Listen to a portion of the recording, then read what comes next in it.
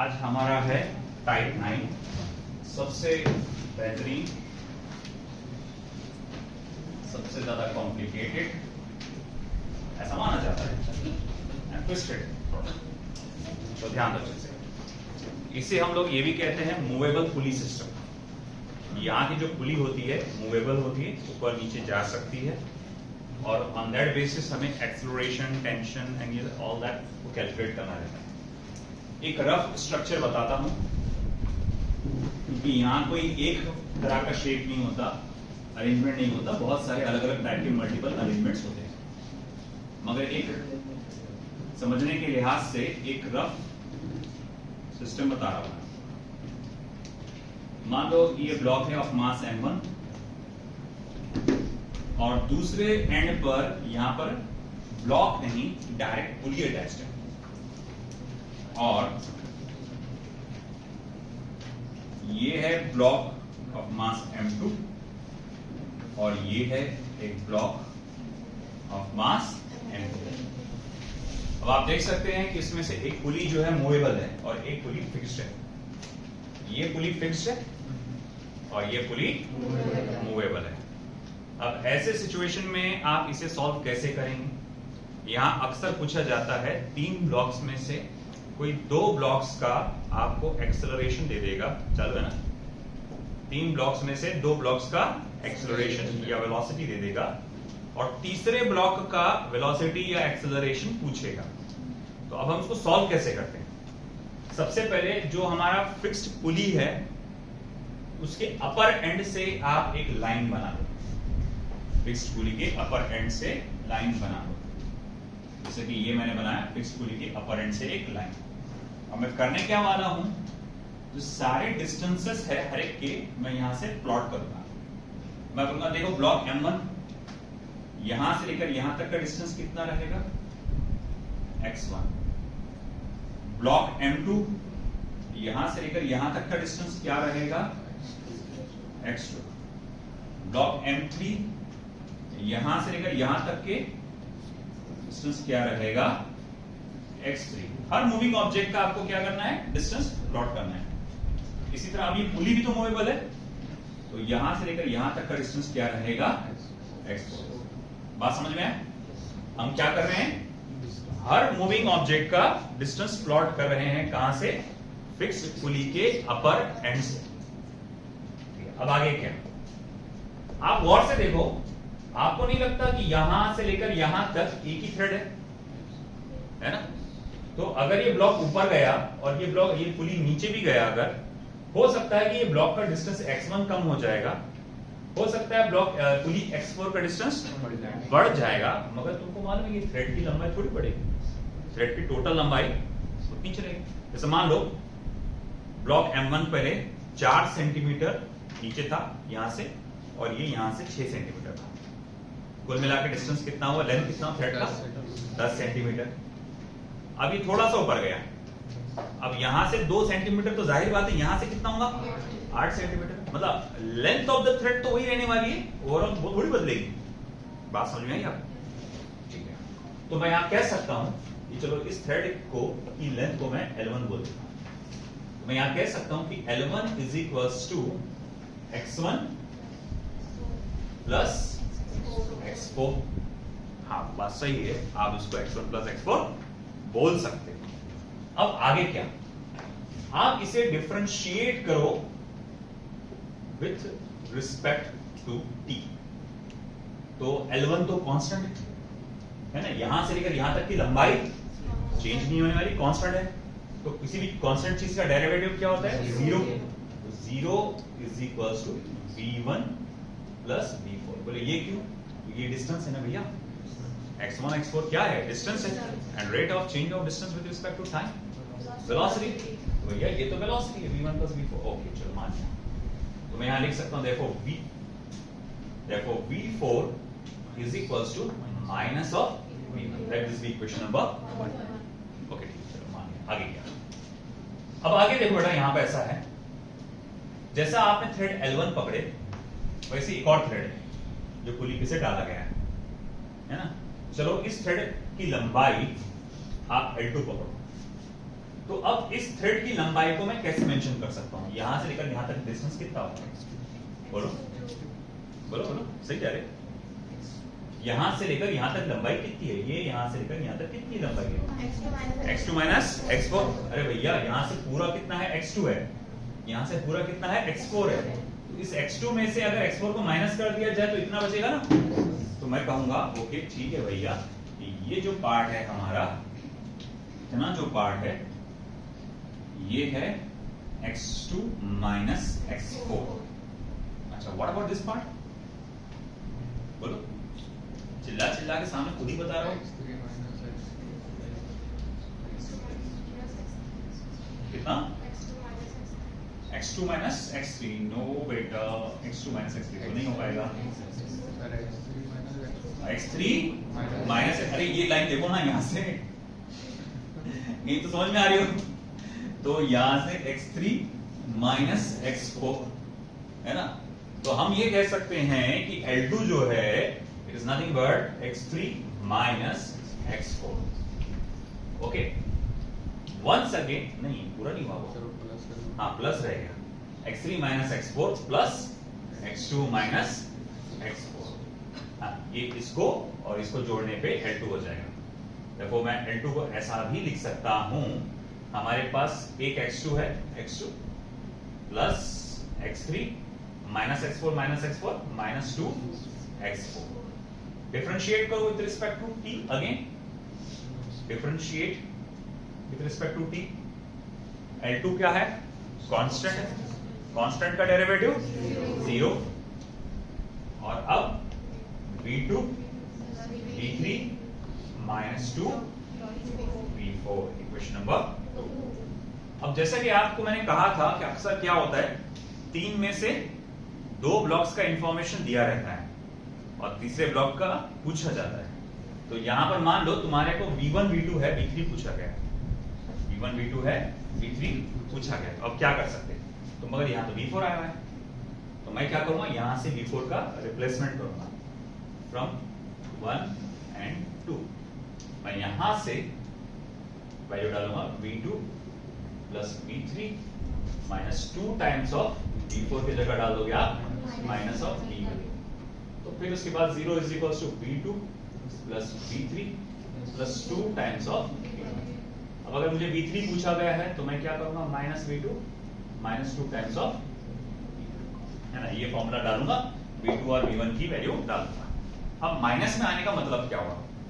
Minus में आने का मतलब ये हुआ कि अगर मान लो v1 और v2 की वेलोसिटी अपवर्ड्स है और ये आंसर माइनस में आ रहा, तो मतलब उसकी v3 की वेलोसिटी क्या होंगी? डाउनवर्ड्स। तो नेगेटिव का मीनिंग होता है ऑपोजिट डायरेक्शन। आई बात समझ में? अब ये प्रिंसिपल पे हमको सारे प्रॉब्लम सॉल्व करने हैं, कीपिंग दैट इन माइंड। अब ये लिखा हुआ,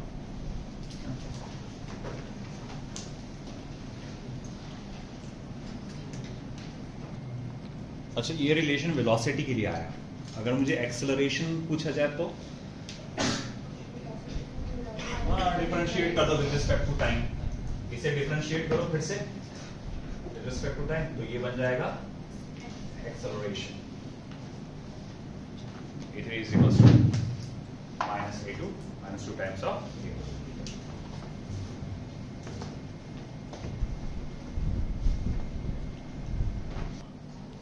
तो आपके सामने एक ऐसा क्वेश्चन दिया है कि in the figure a3 equals to 6 metre पर सेकेंड स्क्वायर डाउनवर्ड्स। ओके, ये डाउनवर्ड्स a3 और सेकेंड का एक्सेलरेशन किधर है? अपवर्ड्स।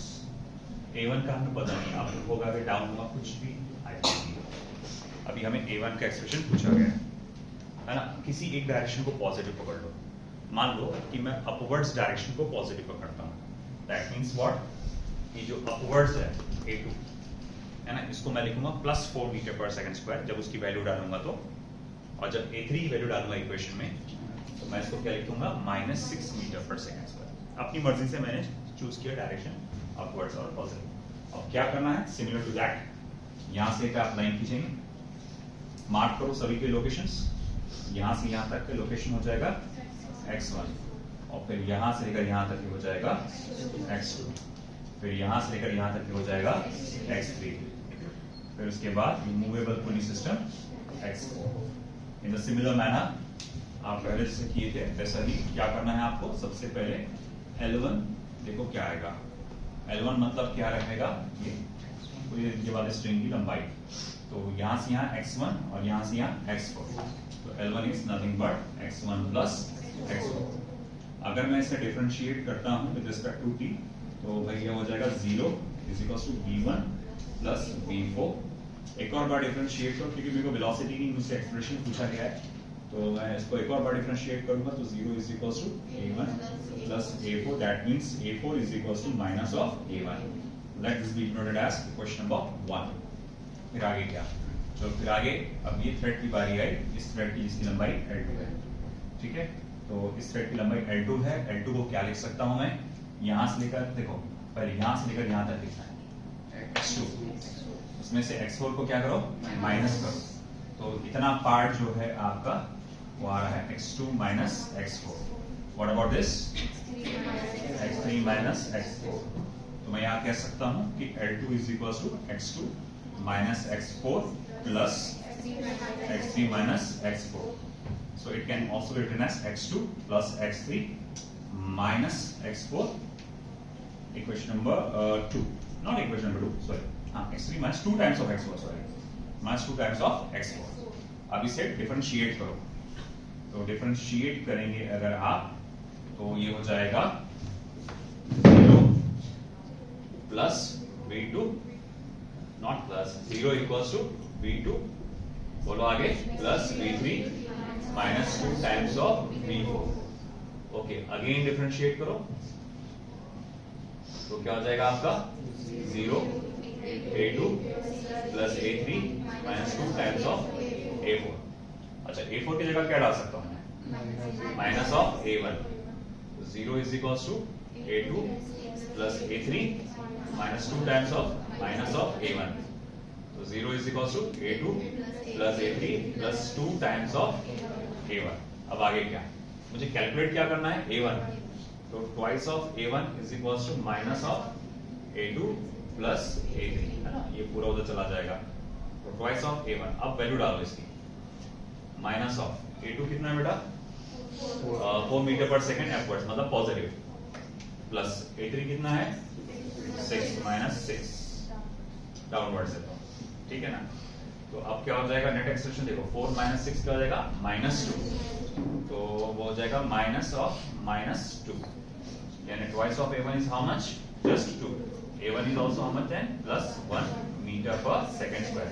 अच्छा, प्लस में आने का मतलब क्या हुआ, अपवर्ड्स, है ना, ये ऊपर जाएगा कितने एक्सप्रेशन से 1 मीटर पर सेकंड स्क्वायर। चलो,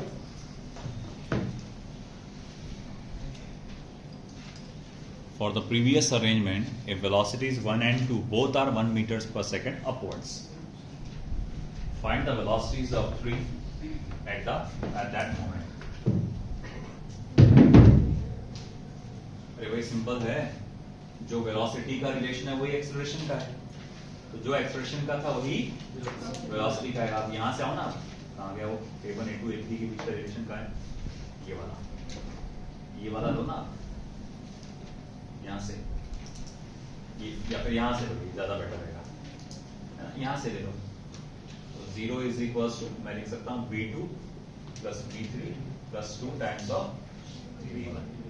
मुझे निकालना क्या है, v3 is equal to minus v2 minus 2 times of v1, -1 -2 multiply by 1 -3 metre पर सेकेंड हो गया। क्या था, 4 लाइन में आंसर होगा, है ना।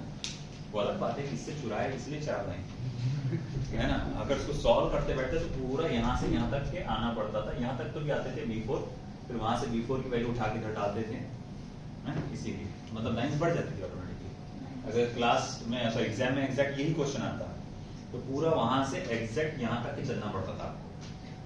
फिर वहां पर क्या करते थे आप, वहां से उठाते थे b4 की वैल्यू यहाँ डालते थे, उसकी जगह -v1 आगे होता था। लिख लो,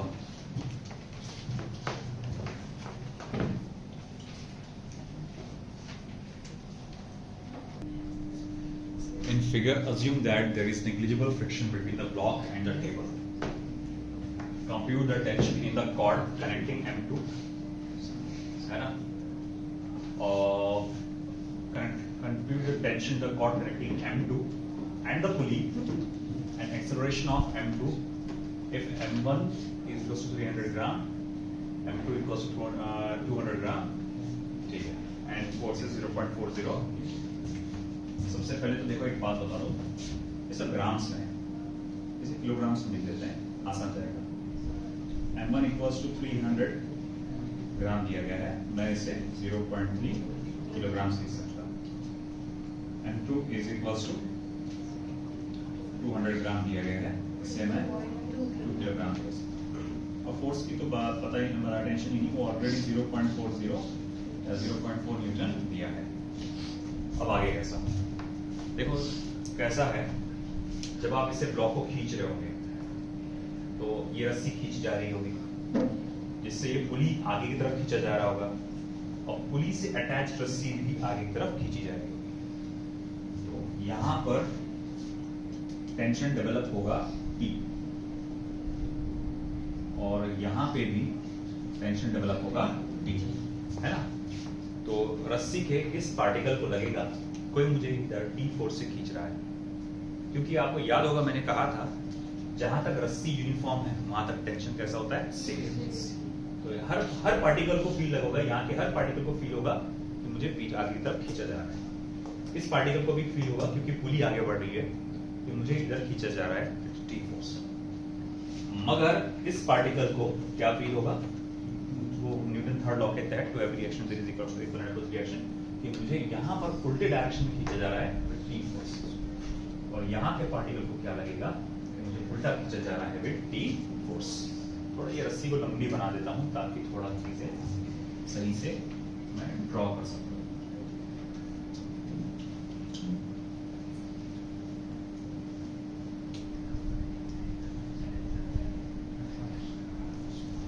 ठीक है, बिल्कुल इसी तरह यहां पर का जो पार्टिकल है, रस्सी का ये जो पार्टिकल है, इसे भी बाहर की तरफ, क्योंकि आप ऐसा खींच रहे हैं ना, उसको भी कुछ फोर्स फील होगा और इस पार्टिकल को भी कुछ फोर्स फील होगा। अब सवाल था कितना फोर्स फील होगा, है ना? बताओ, कल ही मैंने बताया था पॉइंट बी का एक बताया था मैंने कि अगर पॉइंट बी में कितना टेंशन रहेगा, ट्वाइस टी, है ना? तो मतलब इसमें रहेगा ट्वाइस टी टेंशन और इसमें भी रहेगा ट्वाइस टी टेंशन। समझ में? क्योंकि ये दो रस्सियों में टेंशन टी है ना? अगर सिंपल सी बात है ना कि अगर मैं कहूंगा कि दो लोग मुझे ये पेन को पकड़ के दो लोग उधर खींच रहे थे, उसने फोर्स टी लगाया, उधर फोर्स टी लगाया और मैं भी इधर लगा रहा हूं, है ना? अब अगर हम लोगों ने to every reaction there is equal and opposite reaction, तो टी तो भैया इधर कितना ट्वाइस टी, तो भैया इधर ट्वाइस टी का टेंशन लगा है। ठीक है, चलो मान लिया। अब देखो ये कुछ एक्सेलरेशन से आगे बढ़ रहा होगा A2 और ये भी आगे बढ़ रहा होगा एक्सेलरेशन A1 से। मैं पहले पूरा बता दूंगा कैलकुलेट करके एक्सेलरेशन क्या है, बाद में आपको एक शॉर्ट ट्रिक दूंगा इसका एक्सेलरेशन निकालने का। बोले कैसा? अब यहाँ तो कोई फिक्स पुली है नहीं, कोई बात नहीं, फिक्स पुली नहीं है तो क्या होगा, ये तो है, ये बॉल तो फिक्स है। यहाँ से हर मूविंग ऑब्जेक्ट का क्या निकालो, डिस्टेंस कैलकुलेट करो। तो यहाँ पे मैं डिस्टेंस लूंगा सबसे पहले पुली का, लेट दैट बी x, या फिर x2 बोल देता हूं उसको। ब्लॉक से पुली तक का डिस्टेंस x1 और ये पुली का इस रिजिड सपोर्ट से डिस्टेंस क्या होगा, x1। ब्लॉक से पुली तक का डिस्टेंस x1 और पुली का ये रिजिड सपोर्ट का डिस्टेंस x2। ब्लॉक का इसका डिस्टेंस लेने की जरूरत क्यों नहीं है? जरूरत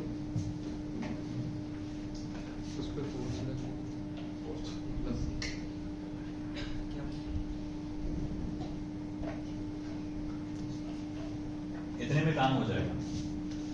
x1 x2, आप सिर्फ ये पुली का और रिजिड सपोर्ट का डिस्टेंस ले लो x2 और यहां से यहां तक डिस्टेंस ले लो x1, इतने में हमारा काम हो जाएगा।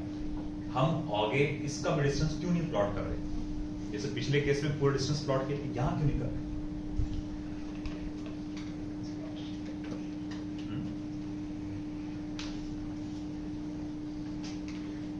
पिछले वाला डायग्राम देखो, मूवेबल पुली को है, पिछला वाला डायग्राम देखो, उसमें मूवेबल पुली कैसा था और उसके साथ ब्लॉक कैसे अटैच था वो देखो।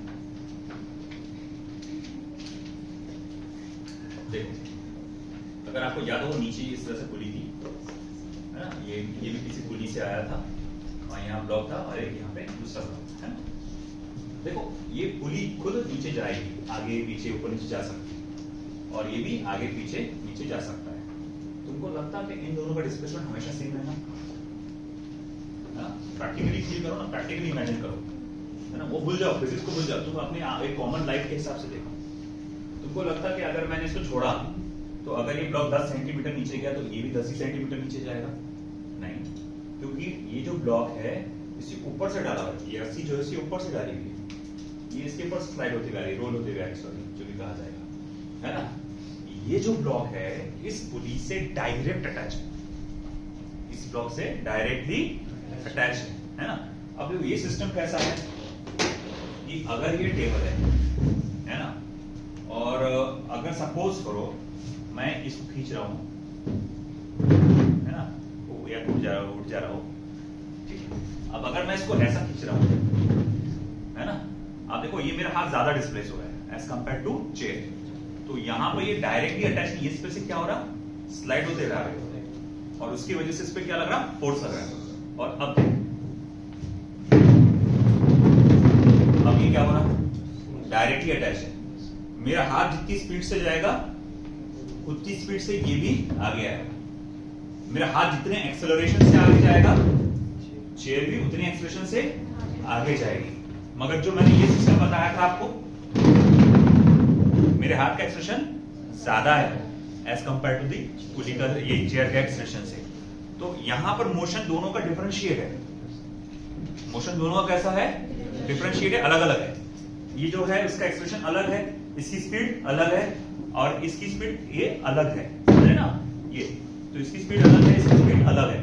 मगर जब मैं ऐसा कनेक्ट कर देता हूं दोनों को ऐसा, तो अब क्या होगा, दोनों की स्पीड कैसी हो जाएगी, सेम हो जाएगी, दोनों का एक्सेलरेशन कैसा हो जाएगा, सेम हो जाएगा। बात समझ रहे ना, है ना। तो यहां पर ये दोनों साथ साथ ही आगे बढ़ेंगे ना, ये ब्लॉक को तुम जितनी स्पीड से खींचोगे पुली भी उतनी स्पीड से आगे बढ़ेगा। ये ब्लॉक का एक्सेलरेशन जो भी होगा पुली का भी एक्सेलरेशन वही होगा, तो क्यों हम अलग अलग कैलकुलेट कर रहे हैं इसको। आप पुली का निकाल लो, मतलब किसका निकाल लिया आपने, ब्लॉक का निकाल लिया आपने, है ना। तो याद रखना जो ब्लॉक डायरेक्टली ऐसे अटैच होता है, डायरेक्टली अटैच होता है पुली के सेंटर से, उसको अपन सेपरेटली नहीं गिनते, हम इसको पुली का ही हिस्सा मानते हैं। ऐसा समझो वो पुली है या ब्लॉक ही है, समझो यही ब्लॉक है, समझो ऐसा, है ना। तो ठीक है, अब हम बोले ठीक है वो हमारा काम हो गया। अब मैं ये जानता हूं ये रस्सी L है, L is equal to x1 plus x2। अच्छा ठीक है, चलो मान लिया L equals to x1 plus x2 नहीं हो, हाँ देखो ये वाला पार्ट क्या है, x1 है, नहीं मुझे तो फिक्स्ड पोजीशन से मानता, मैंने गलती कराई, मुझे तो लोकेशन कहां से गिनना पड़ता है, फिक्स्ड सपोर्ट से, मैंने पुली से गिन डाला। तो देखो इसका जो एक्सेलरेशन या डिस्टेंस होगा वो कितना होगा, ऐसा होगा, है ना। तो अब अगर ऐसी बात है तो ये बचा हुआ हिस्सा कितना है बेटा, ये कितना हिस्सा है, x2 माइनस x1, है ना, ये x2 माइनस x1। तो अब मैं बोलूंगा ठीक है चल बता रस्सी की लंबाई कितनी है, तुम बोलेंगे सर यहां से x2 और यहां से कितना, x2 माइनस x1।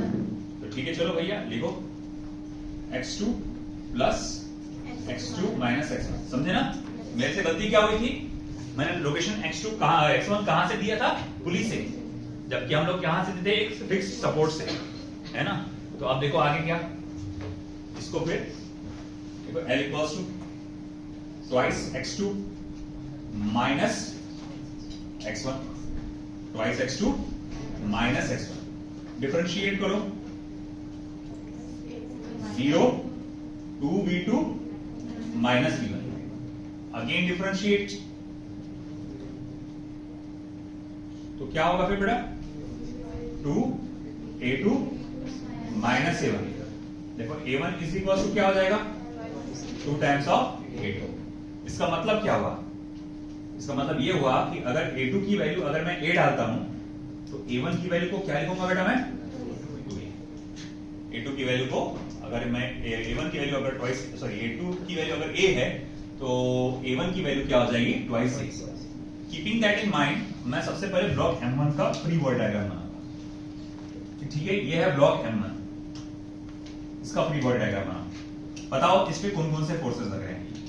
तो एक है टेंशन इन द स्ट्रिंग, है ना, एक आता है वेट नीचे की तरफ, नॉर्मल रिएक्शन ऊपर की तरफ। मगर पिछली बार मैंने आपको बताया था वो एक दूसरे को क्या करते हैं, कैंसल कर देते हैं, क्योंकि उनका मोशन में कोई रोल नहीं होता। तो सिर्फ मोशन से रिलेटेड एक ही फोर्स है। मैं बोलूंगा total force acting along x axis, आप कहेंगे सर एक ही है टी। चलो ठीक है, उसे मास और इसके एक्सेलरेशन से इक्वेट कर डालो, मास इनटू एक्सेलरेशन से इक्वेट कर डालो। अच्छा, A1 की वैल्यू क्या है ट्वाइस ए, तो मैं यहां लिख सकता हूं, देखो T is equals to M1 into twice A, equation number 1। नहीं अभी नहीं, इसकी वैल्यू डाल देते हैं। M1 कितना था 0.3, 0.3 2 से मल्टीप्लाई करो क्या हो जाएगा 0.6 टाइम्स ऑफ ए। चलो ये हो गया आपका इक्वेशन नंबर 1। अब वो इक्वेशन नंबर 1। अब आगे क्या, जैसे आपने M1 का फ्री बॉडी डायग्राम बनाया वैसे ही बनाओ M2 का फ्री बॉडी डायग्राम। तो चलो अब ये आई बारी M2। अब अगर M2 की फ्री बॉडी डायग्राम बनाना है हमको, तो उस पे इस साइड में फोर्स कितना लगा F, और पीछे की तरफ कितना फोर्स लगा ट्वाइस टी, है ना। और इसका एक्सप्रेशन किधर हुआ है, इधर विद A2। इसका इधर हुआ था एक्सप्रेशन A1, इसका इधर हुआ है। चलो फिर से अप्लाई करो वो method. Total force acting along x axis F minus 2T। इसे करना क्या है, मास इनटू एक्सेलरेशन से इक्वेट करना है। बात सही है। अब क्या करो भैया, अपना टारगेट क्या था, एक्सेलरेशन निकालना और टेंशन निकालना, है ना। तो सबसे पहले एक काम करते हैं, एक्सेलरेशन किसका निकालना है A2 का, A2 का निकालना है ना। The tension the cord connecting M2, हाँ मतलब ये ट्वाइस T निकालना है, and the acceleration of M2। अच्छा हाँ, A2 की वैल्यू निकालना, और A2 की वैल्यू क्या हमारी A है, मतलब A की वैल्यू निकालना है। तो देखो ठीक है, यहां से T की वैल्यू उठा के डाल दो। तो F की वैल्यू क्या है 0.4 माइनस 2, T की वैल्यू क्या है 0.6 टाइम्स ऑफ A, M2 कितना है 0.2 इंटू A। तो ये देखो क्या हो गया फिर 0.4 क्या हो जाएगा minus 1.2 times of A is equal to 0.2 times of A। Minus 1.2 उधर जाके क्या हो जाएगा, और 0.2 से अटैच हो जाएगा। तो 0.4 इज इक्वल टू बेटा 1.4 टाइम्स ऑफ A। फिर मैं क्या लिखूंगा, देखो A equals to 0.4 divided by 1.4 यानी कि 4 बाय 14। तो expression is equals to 2 by 7 metre पर सेकंड स्क्वायर। ये किसका एक्सप्रेशन है A2 का, क्योंकि A के बराबर है ना। अगर A1 का एक्सप्रेशन पूछता तो मुझे क्या करना पड़ता, 2 से मल्टीप्लाई करना पड़ता। चलो ठीक है, ये तो आ गया। और यही बात मुझे tension in the this cord also पूछा गया है यहाँ पे M2 कॉर्ड के पास। तो ठीक है, tension in the related to this cord मैं T2 से दे देता हूँ, जिसकी वैल्यू क्या रहेगा ट्वाइस T। तो अब क्या करो, A की वैल्यू उठा के यहाँ डाल दो। तो मैं कहूंगा ओके देखो T2 is equal to 2 multiply by T की वैल्यू क्या है 0.6 मल्टीप्लाई बाय A, यानी कि 2 multiply by 0.6 multiply by 2 by 7। T2 is equal to फिर क्या हो जाएगा 2 जा 4 मल्टीप्लाई बाय 6 4 जा 24। तो ये हो जाएगा 2.4/7, ये हो जाएगा T2। ठीक है, तो इस तरह से आपने एक्सेलरेशन भी निकाला और क्या करा, आपने टेंशन भी कैलकुलेट किया। देख लो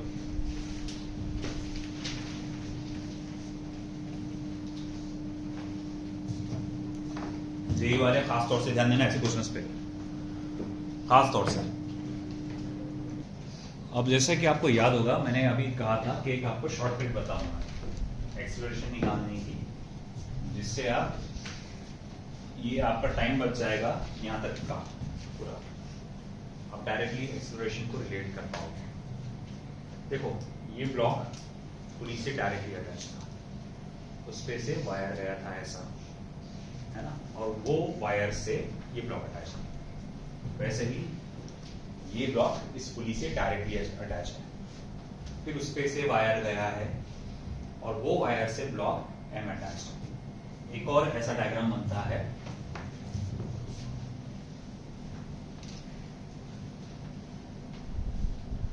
जैसे मान लो एक रिजिड सपोर्ट है, उस पर इस तरह से पुली डाली गई है, एक फिक्स पुली है और उससे ये ब्लॉक अटैच्ड है, से M1 और ये M2। ये ब्लॉक इस पुली से डायरेक्टली अटैच्ड है, फिर ये वायर उस पुली पे से गया है, ये कितनी भी पुली पे से जा सकता है ना, बस ये पुली पे से गया है, बात खत्म, मास M1। अब अगर सुनो गौर से सुनना सब लोग ने, अब अगर ये ब्लॉक एक्सेलरेशन A से नीचे आएगा, कौन सा वाला ब्लॉक जो पुली से डायरेक्टली अटैच है, ये एक्सेलरेशन A से नीचे आएगा, तो वो ब्लॉक जो वायर जो पुली पे से गया है और उससे जो ब्लॉक अटैच है वो मूव करेगा विद एक्सेलरेशन ट्वाइस, है ना। यहां भी वही हुआ था, A2 का एक्सेलरेशन अपना देखो कितना आया था, A2 का एक्सेलरेशन A था और A1 का एक्सेलरेशन कितना आया है, ट्वाइस है ना। देखो ये ब्लॉक पुली से डायरेक्टली अटैच है, इसका एक्सेलरेशन A है, तो जो वायर इस पुली से गया है और उस पे जो ब्लॉक रखा गया है उसका एक्सेलरेशन क्या रहेगा, ट्वाइस। वंस अगेन, अब जो हमारा प्रेजेंट प्रॉब्लम, ये ब्लॉक पुली से डायरेक्टली अटैच है, अगर मैंने इसे आगे खींचा विद एक्सेलरेशन A, तो ये ब्लॉक ऊपर जाएगा एक्सेलरेशन ट्वाइस, या फिर ये नीचे आया विद एक्सेलरेशन ट्वाइस A, तो ये आगे सकेगा A एक्सेलरेशन से। बात समझ गया। तो जो ब्लॉक पुली से डायरेक्टली अटैच होता है उसका एक्सेलरेशन अगर A है, तो दूसरा ब्लॉक जो उसी पुली के ऊपर से गया है, वायर उसका उसी पुली पे से गया है और उससे वो ब्लॉक अटैच है, तो उसका एक्सेलरेशन क्या होगा, ट्वाइस। इस मामले में इधर साइड कोई फोर्स नहीं लगा, तो आपका ये ब्लॉक इधर मूव होने वाला है और ये ब्लॉक नीचे। अब अगर ये A एक्सेलरेशन से नीचे गया तो ये कितने से जाएगा, ट्वाइस से नीचे जाएगा। आज में अब तुम्हारा उसने वायर से के थ्रू निकालने की मेहनत क्या कर लिया, उसने बचा लिया। अब directly free body diagram apply करो, है ना, और उसे कैलकुलेट करो। जैसे फॉर एग्जांपल 3 सवाल पूछे गए हैं, एक्सेलरेशन ऑफ मास, मतलब मुझे एक्सेलरेशन ऑफ A ब्लॉक निकालना है और it will be twice A, पहले A निकालना पड़ेगा। कैसे निकालेंगे, फिर से देखो टेंशंस को प्रॉपर प्लॉट करो कि अगर देखो तो यहाँ पर T टेंशन आएगा, इस पे फोर्स mg लगेगा, फिर यहाँ पर भी T टेंशन रहेगा, फिर यहाँ पर भी T टेंशन रहेगा, फिर यहाँ पर भी T टेंशन रहेगा, फिर यहाँ पर भी T टेंशन रहेगा, तो जाहिर बात है इधर कितना टेंशन रहेगा, ट्वाइस T। तो रिएक्शन फोर्स इधर भी जनरेट होगा कितना, ट्वाइस T। तो मतलब ऐसा हुआ कि जब मैं यहाँ पर कैलकुलेशन करूंगा और मैं फ्री बॉडी डायग्राम बनाऊंगा B ब्लॉक का फ्री बॉडी डायग्राम बनाता हूं ट्वाइस M का, तो मैं देखूंगा उसको राइट साइड में एक ही फोर्स लग रहा है ट्वाइस T, और वो पूरा का पूरा ब्लॉक एक्सेलरेशन A से आगे की तरफ बढ़ रहा है, वो पूरा ब्लॉक एक्सेलरेशन A से आगे की तरफ बढ़ रहा है। ओके, फिर आगे क्या, तो वही total force acting along x axis, total force acting along x axis is twice T, उसको ट्वाइस T, फिर क्या करेंगे बेटा, उसको मास इनटू एक्सेलरेशन से इक्वेट करेंगे। ये कटा T इज इक्वल्स टू, हमारे पास फॉर्मूला क्या बन के आया, ma, क्वेश्चन नंबर 1। अब इसी तरह से इस पे भी फ्री बॉडी डायग्राम बनाएंगे, इसका भी फ्री बॉडी डायग्राम बना, चलो ठीक है, इसका फ्री बॉडी डायग्राम बनाते हैं। कितना ब्लॉक है, मास m, इसका वेट आएगा mg और इसका ऊपर आएगा टेंशन T, और ये मूव हो रहा है नीचे विद एक्सेलरेशन ट्वाइस से। तो मैं बोलूंगा ये हमारे x एक्सिस हो जाएगा, total force acting along x axis क्या हो जाएगा फिर, mg माइनस T, और फिर ये हो जाएगा mass into acceleration m into twice a। अब आगे क्या, T हमको निकालना क्या है, इसका एक्सप्रेशन निकालना है ना, तो एक काम करो, यहां से T की वैल्यू उठा के डाल दो, देखो mg minus ma is equal to twice ma, ये ma इधर जाएगा, कितना हो जाएगा, थ्राइस ma, तो ये m ये हो जाएगा thrice ma equals to mg, m और m cancel, m equals a equals to g by 3 या फिर 10 बाय 3 हो सकता है। मगर एक्सप्रेशन ऑफ a ब्लॉक क्या है, वो तो ट्वाइस a है ना, तो ये हो जाएगा फिर कितना बेटा, 20/3 मीटर पर सेकेंड स्क्वायर। तो ये हो जाएगा हमारा पहला जवाब पहले सवाल का जवाब expression of a block 20.3 metre पर सेकंड स्क्वायर। अब आई दूसरी चीज की बारी, ये हो गया होगा ना? तो अब आई दूसरी चीज की बारी, अब ये सेकंड पार्ट की बारी। सेकंड पार्ट क्या कह रहा है, देखो अच्छे से।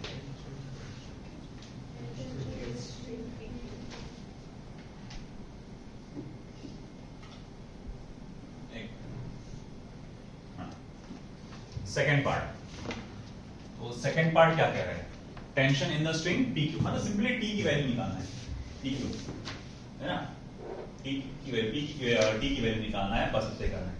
तो टेंशन इन पी क्यू, तो मतलब टी की वैल्यू निकालना यहां से निकल जाएगा एम ए, है ना। तो मैं यहां लिखूंगा from one T equals to M A, मगर ए तो मैं निकाल चुका हूं ऑलरेडी, जो कि कितना है 10/3। तो मैं यहां लिखूंगा therefore tension is equal to 10m/3 newton. ठीक है, ओके आ गई, ओके टेंशन आ गया। अब आए भाई बारी force exerted by the clamp on the पुली। देखो क्लैंप ये क्या हो रहा है, इसको इधर साइड से फोर्स टी लग रहा, इधर साइड से फोर्स टी लग रहा, तो उस क्लैंप पर कुल मिला के नीचे की इस डायरेक्शन में √2 टाइम्स ऑफ टी नाम का फोर्स लगा हुआ है ना। दो forces perpendicular to each other, तो उनका रिजल्टेंट आएगा √2 टाइम्स ऑफ टी। तो अब अगर मैं थर्ड वाले पार्ट पे जाता हूं और कहता हूं कि reaction force by the clamp कितना रहेगा, force exerted by the clamp, it will be √2 times of T. इसको लिखो तो ये हो जाएगा 10√2m/3 न्यूटन। आई होप कि एम की कोई वैल्यू नहीं दी गई है क्या वैल्यू दी गई, कोई नंबर है क्या एम का, नहीं, फिर एम ही है, बस इतना है। आया समझ में, देख लो।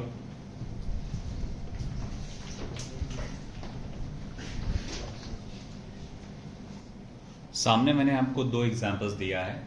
Find the acceleration of block of mass capital M in the situation as shown in figure, all the surfaces are frictionless. जगह छोड़ो, इसके लिए अराउंड आधा पेज, इसके लिए आधा पेज आपको ये होमवर्क के तौर पे देना, कल तक आप मुझे इसको सॉल्व करके बताएंगे क्या आएगा। And no cheating, no googles, है ना। आंसर अधूरा रहा चलेगा, नहीं आया